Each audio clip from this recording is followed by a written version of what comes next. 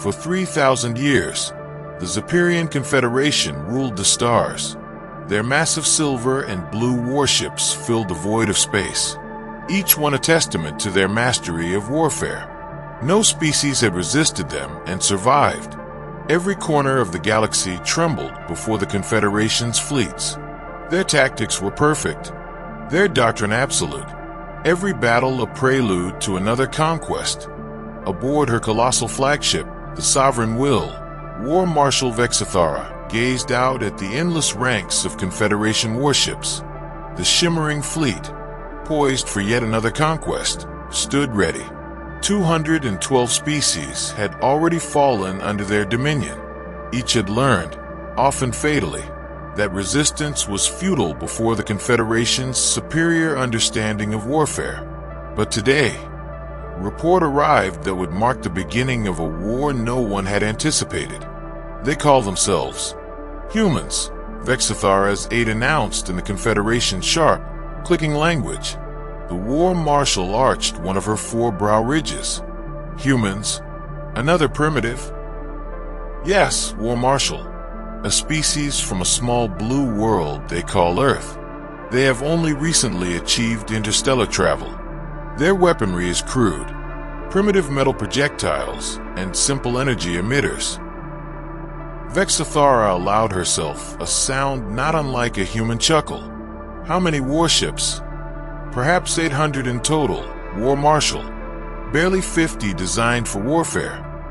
Numbers meant little to Vexithara. It was tactics that won wars, and no civilization had ever bested the Confederation at the art of combat.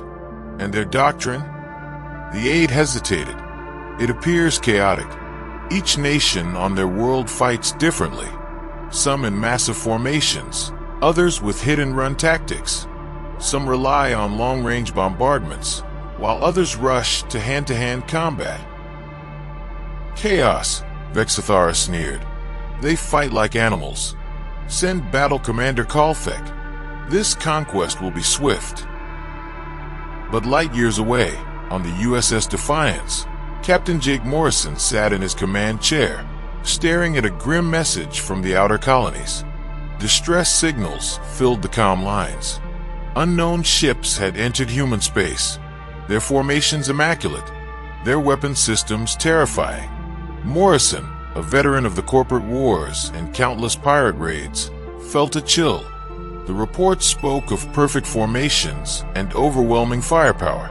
A methodical enemy. He knew instinctively perfection was a flaw. Set course for New Austin. Maximum speed, Morrison ordered. As the Defiance raced through space, humanity's outer colonies prepared for what many believed would be their last stand. The galaxy was about to learn that there was more than one way to wage war. Battle Commander Kalthek led 50 ships against the isolated colony of New Austin. The Confederation ships moved in precise formation, broadcasting intimidation displays perfected over millennia. On the colony's defense platform, Ryan Clark watched the alien fleet with a mixture of awe and dread. "They're showing off," muttered Deputy Commander Helen Wright. Clark made a fateful decision. Scatter the defenses. Implement Protocol 7. The human ships abandoned traditional formation, scattering unpredictably across the system. To the Confederation commanders, it was madness. To the humans, it was strategy. As the battle began, human fighters attacked from bizarre angles, targeting weak points Confederation doctrine hadn't considered. Lieutenant Tony Martinez led a suicidal dive, crashing his fighter into an alien cruiser's bridge, obliterating its command crew. A move no Confederation pilot would dare. Within hours, Confederation formations began to crumble. Human ships, operating independently, exploited every flaw their unpredictable tactics exposed. Kalthek ordered a retreat, the first defeat in Confederation history. Back on Earth, Admiral Kate Foster, President Robert Hayes, and Defense Secretary Linda Shaw reviewed battle data with grim focus. They follow a rigid command structure, Morrison reported via hologram. No captain has independence. Every move must be ordered. Colonel Turner and Major Lewis had studied their formations. They have hundreds of tactical patterns, each one predictable once you know the rules. Admiral Foster's conclusion was swift. Their perfection makes them fragile. We'll fight with chaos. Operation Wildcard was born, a strategy combining every form of warfare from Earth's history. Some ships would fight in disciplined lines, others as hit-and-run raiders, some in desperate suicidal charges. No pattern, no predictability. Meanwhile, the Confederation planned its retaliation. War Marshal Vexithara, enraged by the loss, demanded the assembly of the largest war fleet in galactic history. 3,700 ships from across the Confederation advanced toward Earth. The battle began with the Confederation's traditional intimidation display. 3,700 ships moved in synchronized patterns, weapon ports flashing in perfect rhythm. But Admiral Foster was ready. "Scatter formation now," she ordered. The human fleet exploded into dozens of groups, darting unpredictably through space. Some formed battle lines. Others harassed the alien supply ships. Still others charged directly, seemingly without purpose. Vexithara, watching from her flagship, was baffled. No species had ever broken formation in the face of superior firepower. It was madness. "All ships engage," she ordered. But the alien ships, bound by strict formation protocols, struggled to bring their weapons to bear against the darting, unpredictable human forces. Every time they regrouped, human ships struck from another angle. Strike Group Alpha, led by Morrison's Defiance, dove through the heart of the alien fleet. Orders were ignored.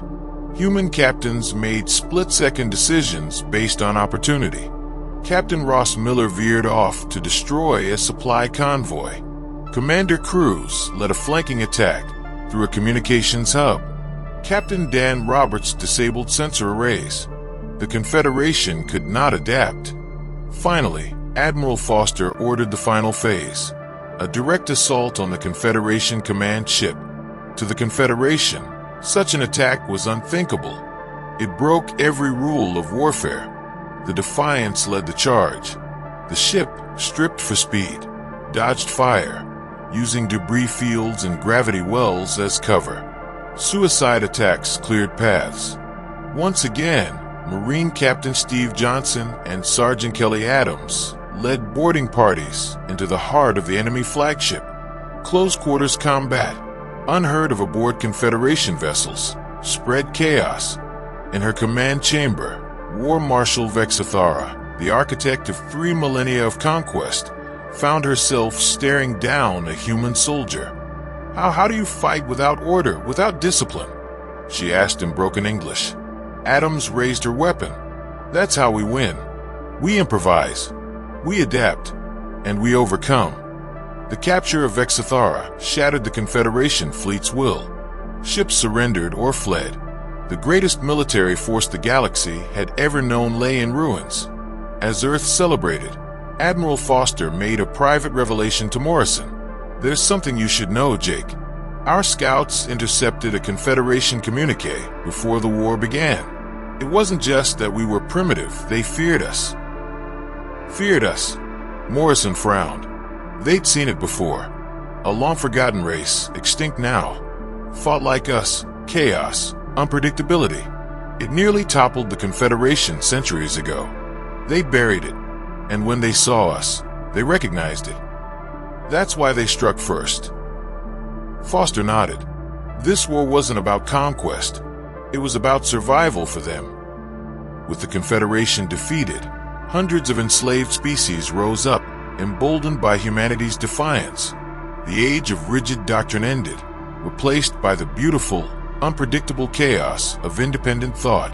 Humanity hadn't conquered the galaxy with superior technology or numbers.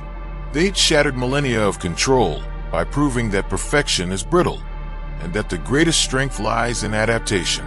The age of human-led freedom had begun, and in the shadows, somewhere deep in uncharted space, Ancient warnings stirred once more, for chaos was back,